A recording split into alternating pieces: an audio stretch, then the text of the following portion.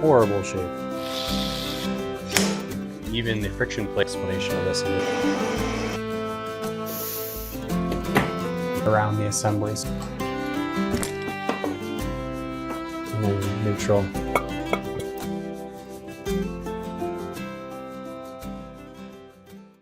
What I have here on my bench are two very similar but different automatic transmissions that would have come on the first generation Tacoma and the third generation 4Runner.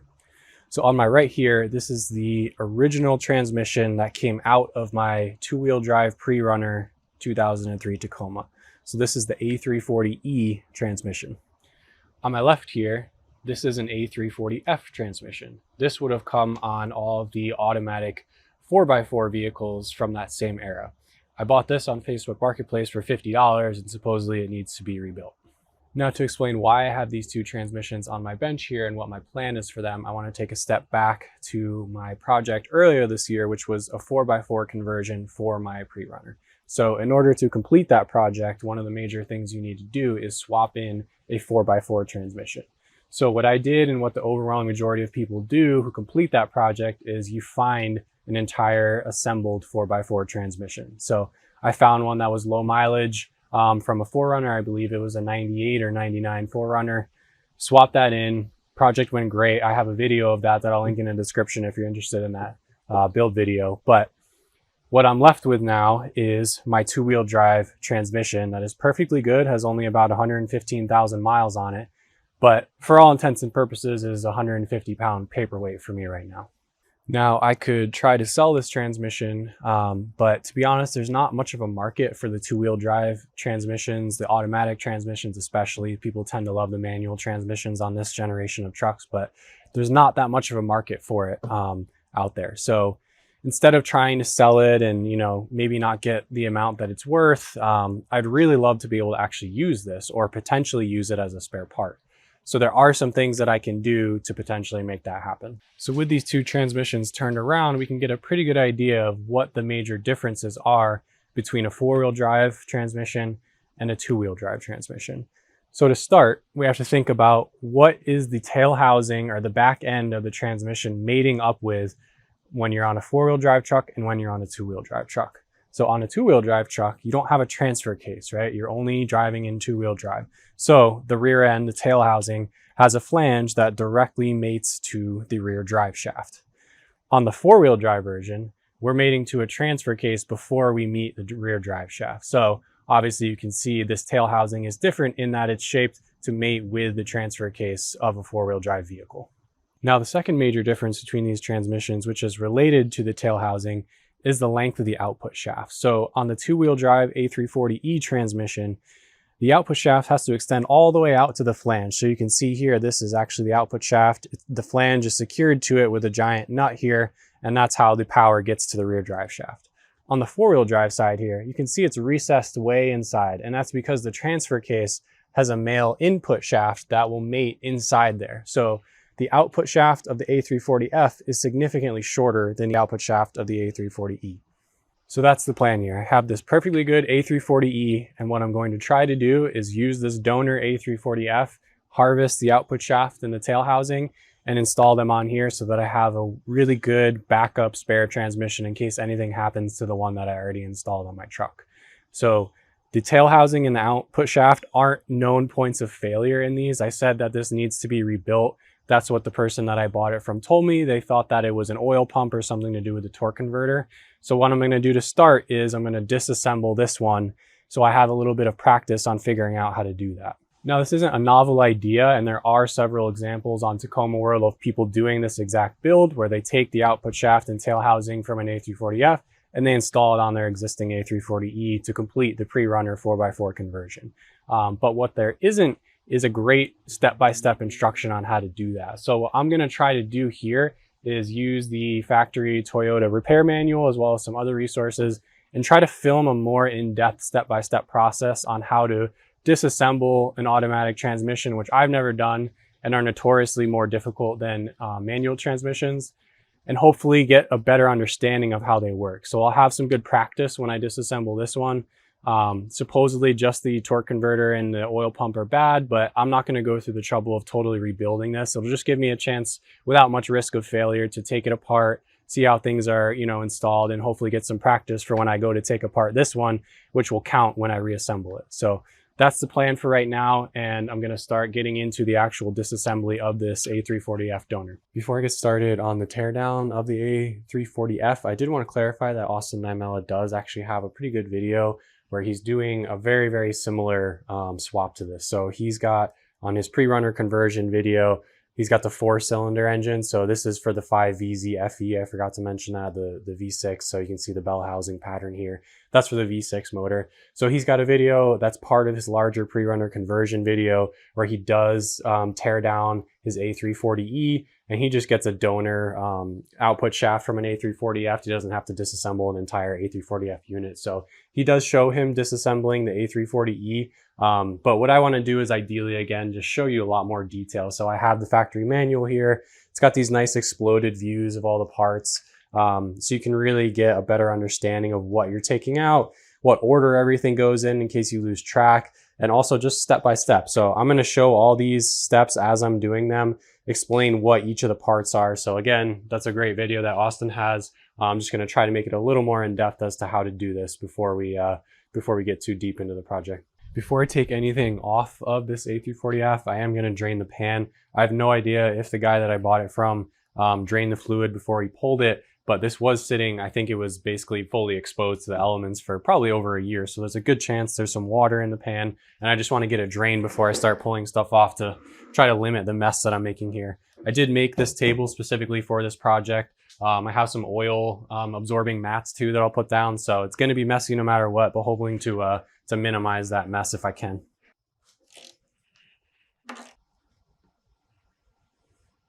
That fluid looks horrendous. It is pitch black. That's insane. Couldn't be worse condition of the fluid there.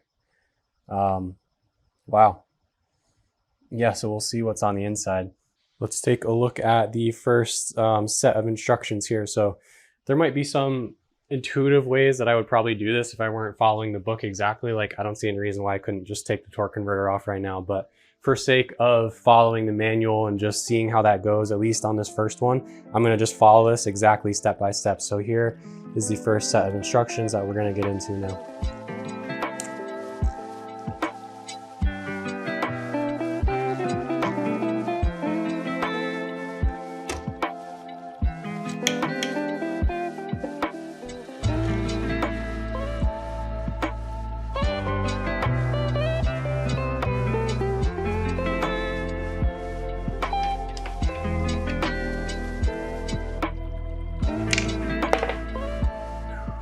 Now we're going to pop off this temperature sensor. This actually looks slightly different in my diagram, but just to note, there are slight variations as the different models were created over the years. So don't be surprised if your version has a slightly different location of something. So my temperature sensor looks a little bit different, but I know for a fact this is the one for this transmission.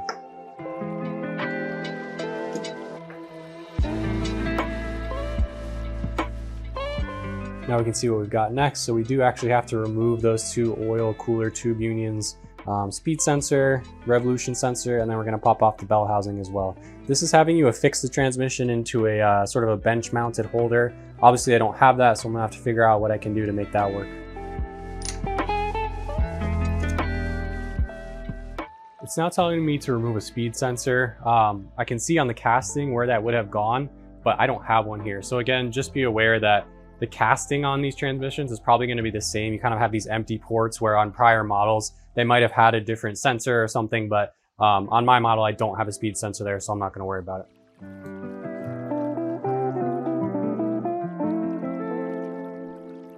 It wants me to take the bell housing off next, so obviously in order to do that, I need to take the torque converter out. It doesn't say that in the manual, but that obviously needs to come out before that can happen. So let's pop this off.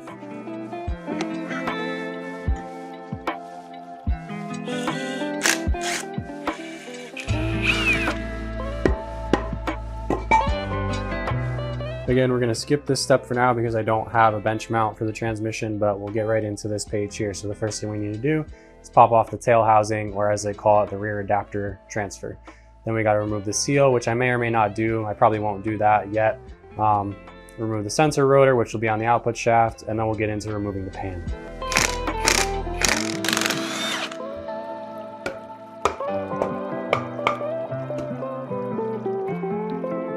All right, and there is our output shaft.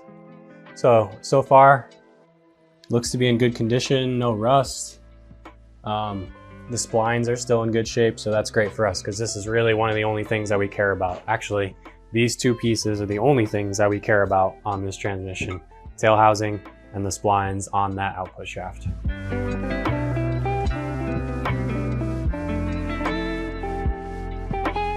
There's also a small keyway here to make sure that you have that key. Just like that. Just because I kind of like understanding how things work, this is kind of a cool setup so you can see how this rotor and this transmission revolution sensor would work together. So on the sensor, there's this little magnet on the tip. It works similar to an ABS sensor, where as this is revolving, normally it's locked into place with a keyway and it spins when the output shaft spins. But you can see here, if I spin it, it's got a little magnetic pulse there. So this sensor detects when each of those arms go by, and therefore it can tell how fast the transmission is spinning. I'm gonna start taking the pan bolts off now. There's a bunch of them, they're 10mm all the way around. Something I did notice with this one though is there appears to be a rubber gasket here.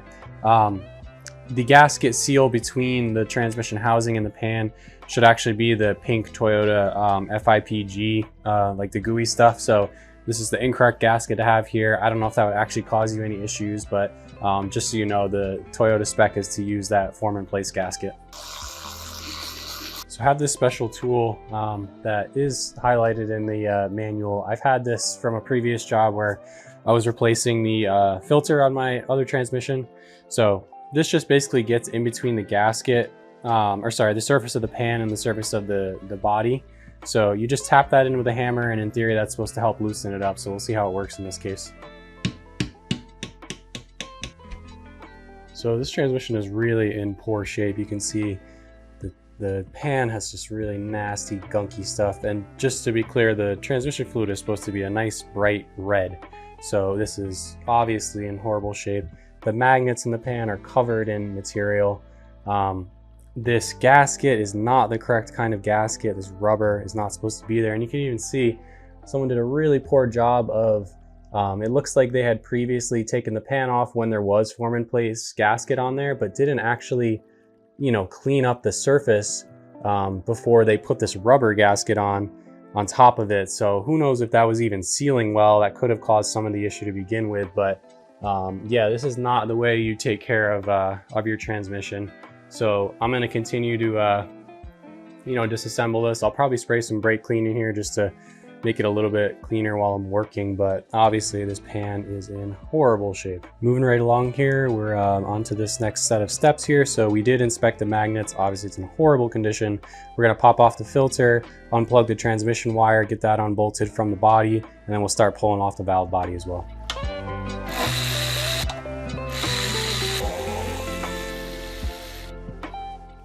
We're now going to remove the transmission wire. So the manual says there are 4 plugs on this model. There just happens to be 3 plugs. So again, just take that with a grain of salt that there were slight modifications between the various years of these transmissions. Also, just to note, try to keep your bolts in the place that they came out of. So these were the filter bolts, for example, and these 2 are different lengths. These 2 are different lengths. So it's just easy to keep track. The manual does specify the exact length of these bolts when you're reinstalling, just to make sure you have it right, but it'll be a big help if you just keep it in the valve body for now.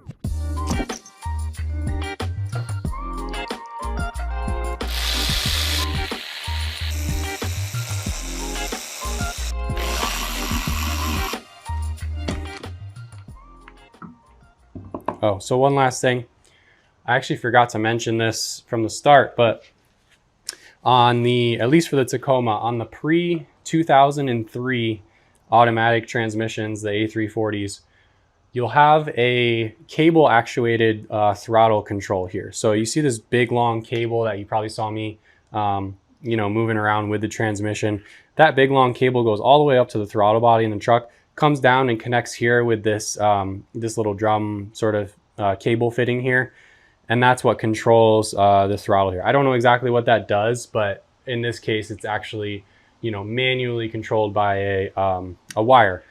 On the 2003 and 2004 for the Tacoma, and I think it was slightly earlier years for the 4Runner, this is changed to an electronically controlled throttle position sensor. So on my A340E, I don't have this big cable, and that's one of the major differences. So if you have the cable, and you'll hear it referred to as a kickdown cable, just know that you got to pop that out before we pull the valve body off.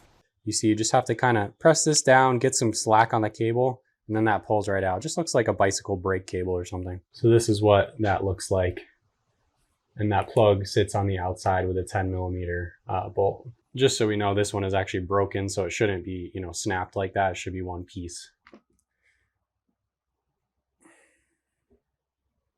Now that we've got the valve body off, we can start pulling out some of these other components here. So there is one actually check ball body with a spring that will pull out, and then there are several of these pistons. So I'll show you that there are several ways you can get these pistons out, and we will do it as I demonstrate with a little bit of compressed air, but for the most part you can just pull it out with your hands too, but we'll get going on getting those pistons removed. So there are 3 pistons here.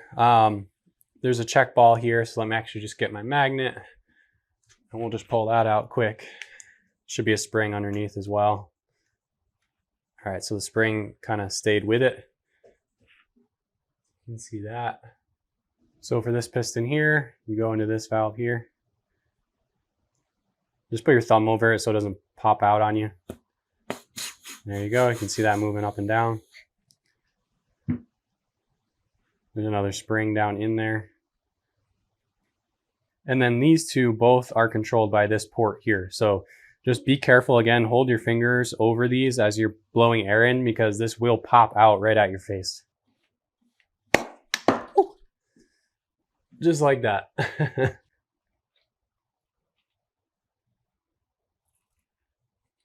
And then up on the end here, there is just another set of springs here. So there's one large one and one small one, but there's no actual piston in that slot.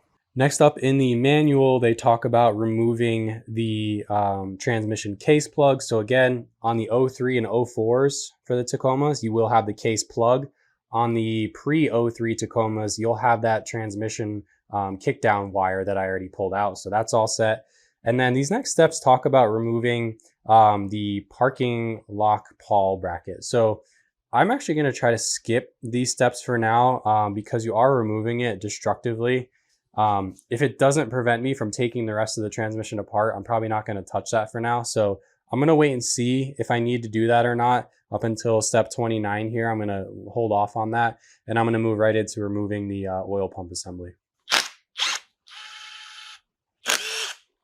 Now, supposedly you need some sort of puller for this. So I'm going to see what I can do here. I might be able to use a puller with one of those bolts that I just popped out, a slide hammer, to get this out, which I think is what I'm going to try.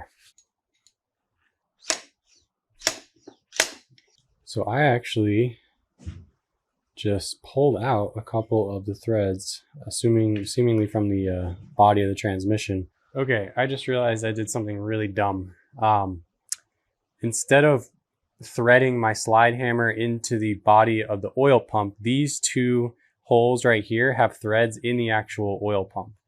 What I just did was I threaded this all the way into the body of the transmission. So obviously that's not going to pull anything out.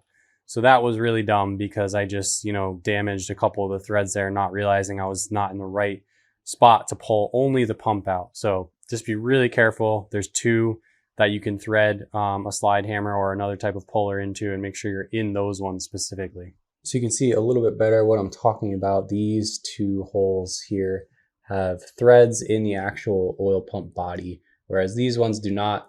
The bolt goes straight through and threads into the actual transmission housing. So I'm going to thread into those to get the oil pump out with the slide hammer. So the correct thread pitch to get a slide hammer into the oil pump body is an M10 by 1.25 millimeter thread pitch. So it's a bit of a weird one. I had to go to the hardware store. I didn't have a bolt on hand. But let's see if now that I put this into the correct hole, hopefully this will come out a lot easier. There we go.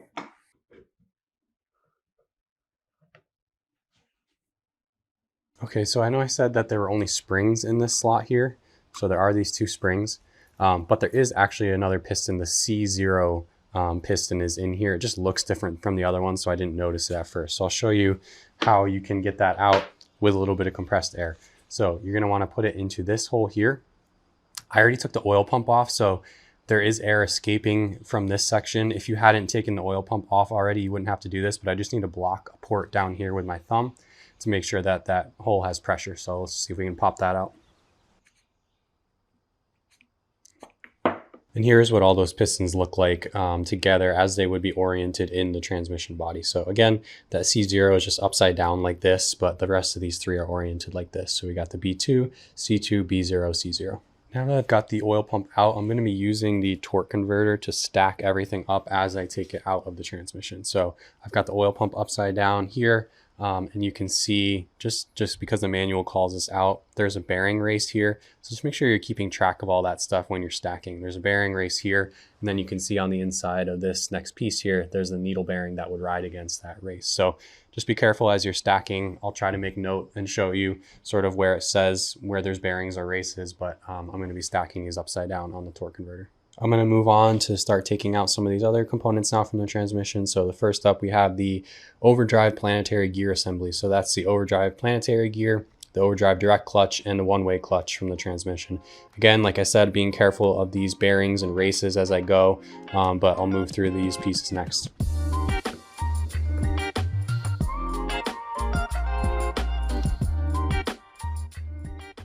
So there are some tests that are incorporated in these instructions just to make sure that everything is functioning properly. So I will go over that. Looks like here we're adding a little bit of compressed air into another little cylinder to make sure that the clutch disc pack is moving properly. So we'll get into that, and then we'll have to remove that clutch disc pack going into this next step.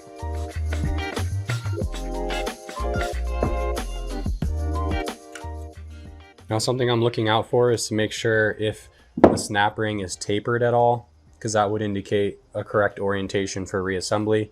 However, this one is flat, so it looks like I'll be okay no matter what way I put it on there. Now I'm just doing my best to inspect this clutch pack, but honestly it looks pretty good. I don't see any signs of hot spots. Even the friction plates still have, you know, the code on them, which is something the factory manual kind of talks about a little bit, but yeah, I'm not seeing any sign of wear really, which is interesting because again, we got so much crap in the pan. So still a mystery as to what is going on with this transmission, but this clutch pack looks pretty good. We'll now remove the overdrive support subassembly. So we have to remove these 2 bolts that are holding it into the transmission body. And then there's a big snap ring. So we'll see if we can use our snap ring pliers. If not, I think we can get away with a screwdriver. This mentions using a pulling tool of sorts to get that out, but I've seen some videos of people doing it by hand, so we'll see. But we'll get started on those next, then we'll get into the second coast brake piston. These are the 2 bolts that need to come out, just so we know, right there and right there. And then there's this large snap ring on the inside. So you can see sort of the hole for the plier there, and that's also accessible right here.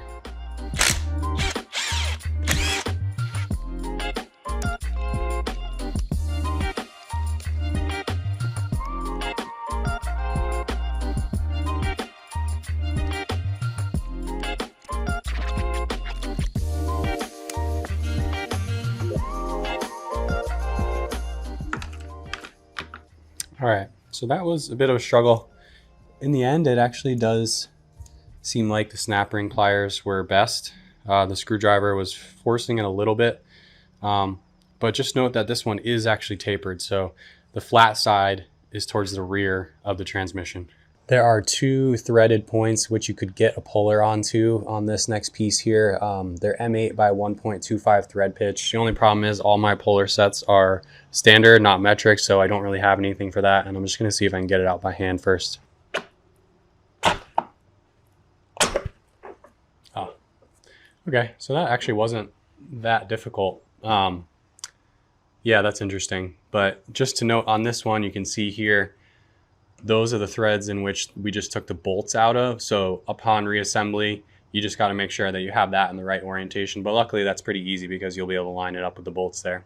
We're going to pull off the second coast brake snap ring now, get that piston out of there, and then we'll move on to removing the forward clutch assembly. There's a small hole here that it says to apply compressed air to, so let's see if we can get that to pop out.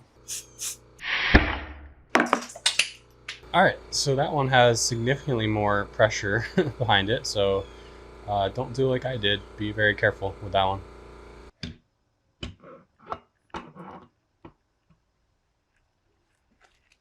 So this is the direct clutch and the forward clutch. We're going to work on getting the second coast brake band out now, which is right here. There is this rod that comes through and secures that brake band to the housing. There are little E-clips on either side. Hopefully you can see that. So again, because we didn't take this lever out, this side is a little bit blocked, but because we can't take that shaft out this way, we're going to have to take that E-clip off on this side. So we'll see if we can get that done, get the shaft out that way, and then we can remove that band. So there's the other E-clip. And there is that second coast brake band. I'll have to look up how to inspect these, but again, looks actually really good. Here's a look at what's next here. So we're removing the front planetary ring gear subassembly, and then it actually has us putting the transmission body onto blocks with the weight resting on the output shaft. I think that just helps with making the snap ring removal at a certain point here a little bit easier, so we'll get into that.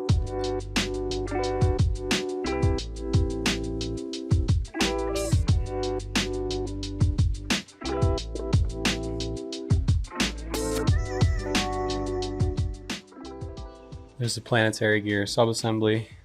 There is also a thrust washer down here. So we just pulled out the planetary sun gear subassembly. Now we've got a clutch pack to get out. So there's another snap ring that we removed with a screwdriver, followed by the clutch pack. This has some testing on clearances there that I'm going to skip for now. We got a second brake piston sleeve, another snap ring, and then the rear planetary gear assembly.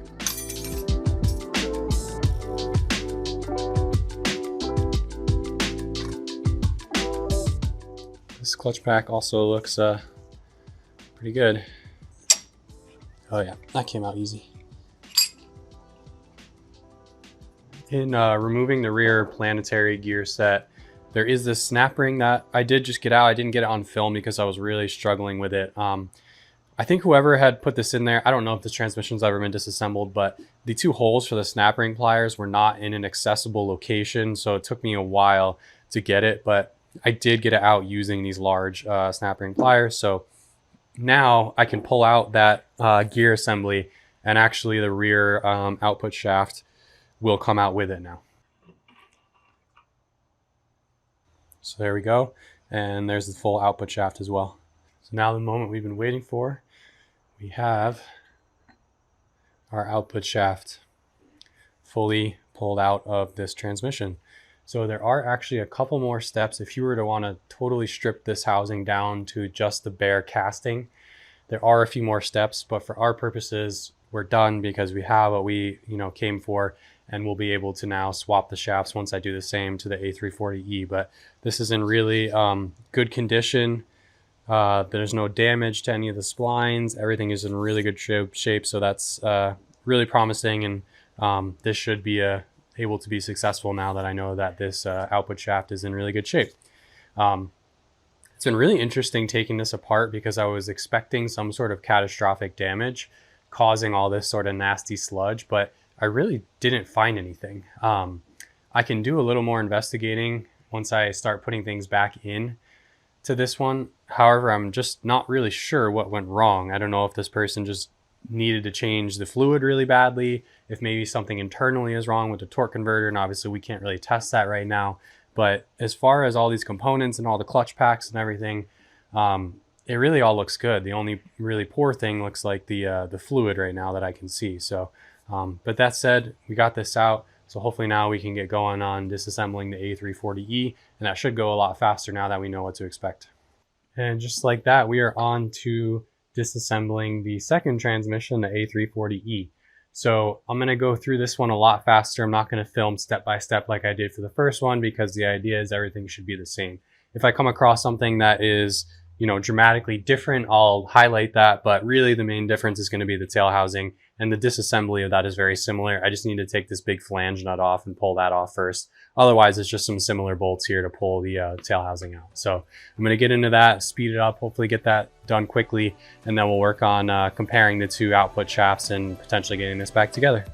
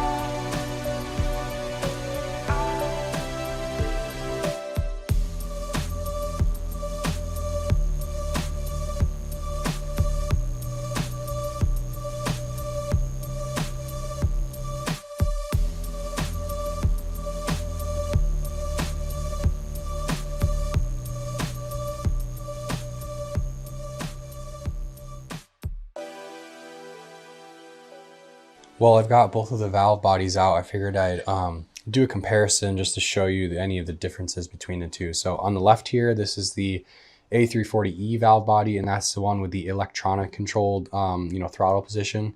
And then this one is the A340F, and that has the kickdown cable. So I inspected both of these visually, and the only difference that I can see is actually that kickdown cable area. So you can see on the electronic one, there was one extra plug on the transmission wire as well. There were 4 plugs on this one, where there's only 3 on this one.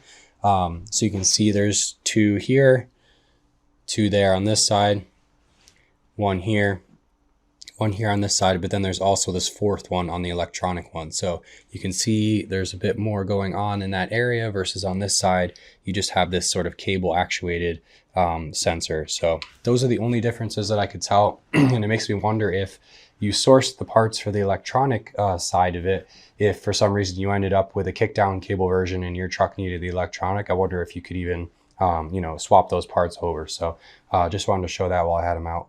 The visual inspection on the A340E, now that I got the valve body out, is also very comparable to the A340F. I actually don't see any differences in here as far as, changes from what I would expect. So the only difference is it's in much better condition fluid wise, which obviously I knew because I had just changed this fluid probably, 10, 20,000 miles ago. So you can still see there's red fluid in there, which is the color that it should be. So got that out. I actually ended up cleaning up the mating surface because I'm going to have to do that eventually anyway. So I cleaned that up already.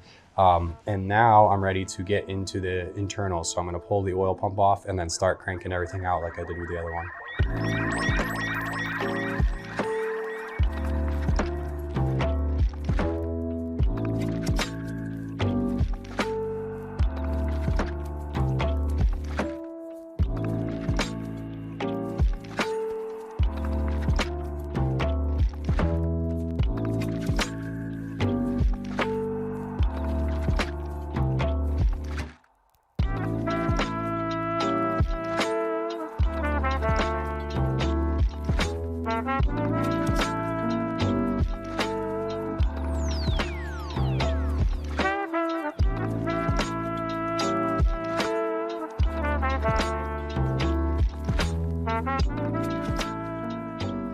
So we've got the full stack here along with the output shaft. It came out really easy, and in general, it's really not that difficult to get this stuff out, especially when you are following the instructions. But I will say the one step that was the most difficult by far was when removing the rear Planetary gear set. There is this snap ring in there that has the holes for the long snap ring pliers, and the way they describe you being able to pull this out really isn't effective. One of the holes on both this transmission and the A340F I disassembled, one of the holes was hidden, so it took me like 10 minutes just to figure out how to get that out. But in the end, not actually that difficult, and everything was really clean inside. The fluid looked good, all the clutch packs looked good from what I can tell. I'm going to do a more thorough inspection before I reinstall everything, but we're all set with getting everything out of the A340E. Here is what we've been looking forward to, the side-by-side comparison of the two output shafts. So this one is obviously the two-wheel drive output shaft, significantly longer, and then we have the four-wheel drive one here. So if we just look at the differences, obviously the splines go back a little bit further here. Austin does a good explanation of this in his video where he was initially going to cut this output shaft, but you can see there would barely be any splines left on that two-wheel drive shaft if you try to cut it there. So that wouldn't work. All the oiling ports down are all the same. There is a slight difference in the location for the C-clip. I can see on the two-wheel drive one, it's just a tiny bit further in this direction. So we'll see if that makes a difference. I mean, clearly Austin built that PreRunner conversion and you know, he already did the giveaway, so clearly it worked, but that's interesting that that's a little bit different. And then the only other thing I noticed was this oiling hole here is on the side versus on the four-wheel drive one is just right on top. But otherwise, identical, and looking forward to getting this back into that transmission soon. So what I am going to do though, before I put all this back together, is do some restoration on this case. I figured this is all apart. I might as well take the time to clean it up, throw a coat of paint on it, and just make it look nice. So I'm gonna start working on getting that done, and we'll move on from there. Because I am gonna strip down the A340E to the case and paint it, I think I decided that I do actually want to take out this manual lever shaft assembly, I believe it's what it's called, mostly so I can take these seals out, take the rod out, and make sure I can paint it properly. So what I have to do is chisel this spacer off. It's kind of vague instructions in the manual here. It just shows someone using like a screwdriver type thing to chisel it out. I don't think it's going to be that easy, but these are the steps that I'm going to do that I did end up skipping on the A340F initially. So we'll see how this goes, and that'll give you all a good example of how to do this if you end up wanting to.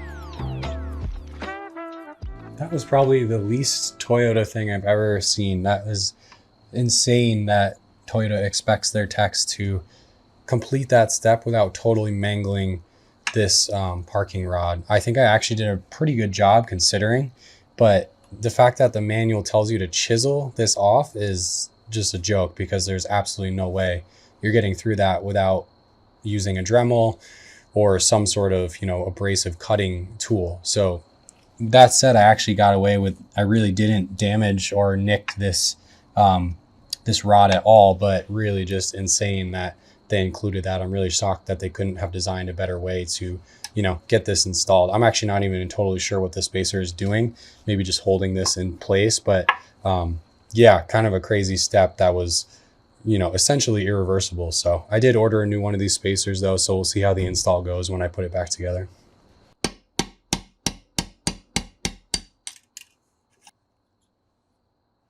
I wanted to do a quick case comparison here because as I'm getting ready to assemble these, I'm noticing there are a couple differences in the rear section here. So first and foremost, on the A340E case, which I'm now going to be, you know, transitioning into an A340F or a 4x4, the main thing that's missing is there is a tapped, drilled and tapped hole in the center here. That is not the case on the A340E section. And that's because the tail housing sealing area is different on the A340E. It seals in this area here, whereas on the A340F, it goes the entire perimeter in terms of the sealing area. So with that, I need to drill and tap this hole. I don't know if I could get away with just having these two bolts in there and have that be enough pressure to, you know, seal this surface, but regardless, I'm going to drill and tap that hole. I've already got it marked. But the other interesting difference, as you can see again on the A340E's tail housing, this area was sealed. So you can see where the casting is machined in this section. And then on the A340F, that doesn't exist. And there are a couple drilled and tapped holes here that don't exist over here. So really interesting. And then the last part is on the A340F, this area is open, you know, to the bottom. So in theory, oil will circulate throughout that area. But on the A340E, the casting is plugged up there. So obviously the oil still gets in, you know, through here and can distribute. But yeah, a couple interesting notes on the case. I don't think either way it's going to make much of a difference, but I am going to get this drilled and tapped so that I have a good sealing surface when I put on the new tail housing. Here's the setup on my drill press. I've got it mounted to the stand there, nice and flat. Got a brand new sharp drill bit. Got it all marked out to depth and lined up as best as I can, and just gonna hope for the best. It's, you know, it's just soft steel. It's either aluminum or cast zinc or something. So hopefully it goes through it nice and smooth.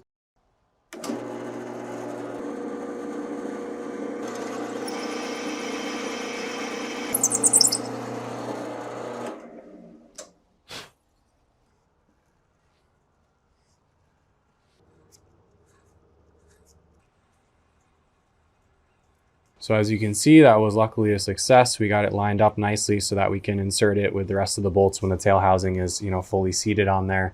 So good purchase. Everything worked out great. The case is really soft, so it was really nice and easy to drill and tap. So happy that worked out there. Well, against all odds, I was able to actually get one of these back together successfully. So this is the transmission that I won't be using as a spare. This was the body from the A340F. I ended up just installing the A340E output shaft just so I could practice putting one back together, and it actually went pretty well. You can see everything is working the way that it should, spins nicely. You know, I was checking all the clearances and everything as I was going, and everything was checking out good. I ran into a couple issues that I was able to work through. It did take me a little bit today, but I was going slow following the instructions, but everything went well. It also gave me a chance to clean up all these parts and further inspect them. So trying to figure out what was wrong with this transmission initially, just with the caveat that this wasn't my transmission and I don't really know what the symptoms were entirely. I was just going off of what the guy was telling me. What I did see were there was sludge buildup on both of the Sprag style one-way clutches. They were still operational in that they did, you know, rotate one way and lock the other way, but they were really gunked up with this sort of thick, you know, metallic almost material that was pretty goopy. So that definitely could have caused issues. There was also a broken Teflon seal on the forward clutch. There were a few hot spots on the direct clutch steels. The overdrive clutch pack friction plates had worn teeth on them, which was interesting. It was almost as if there were little bites taken out of them, which also ended up damaging the overdrive direct clutch drum. So those were the only issues that I saw, you know, that were apparently, you know, wrong. It's tough to say what exactly could have went wrong. I also ended up, you know, disassembling the oil pump, and everything checked out there. I, you know, followed the manual in terms of how to check for wear and everything looked good. So that was what the guy initially told me he thought was wrong with it. So I'm not sure what happened there. The friction material on all the clutch friction plates or friction discs was actually really good. All the bearings were really good. All the bushings were really good. So who knows? I really, again, don't know what the exact symptoms were the guy was experiencing, but the reality is I do think that I could probably rebuild this into a really, you know, high quality functioning transmission. So, you know, the only thing is I just put another two-wheel drive output shaft in it. So we'll see, but at the very least, I might be able to sell some of the parts or find someone that needs some good parts. So was really happy to do a practice run. It gave me some good insight when I go to reassemble the final one. And I'm just going to keep moving on with the project.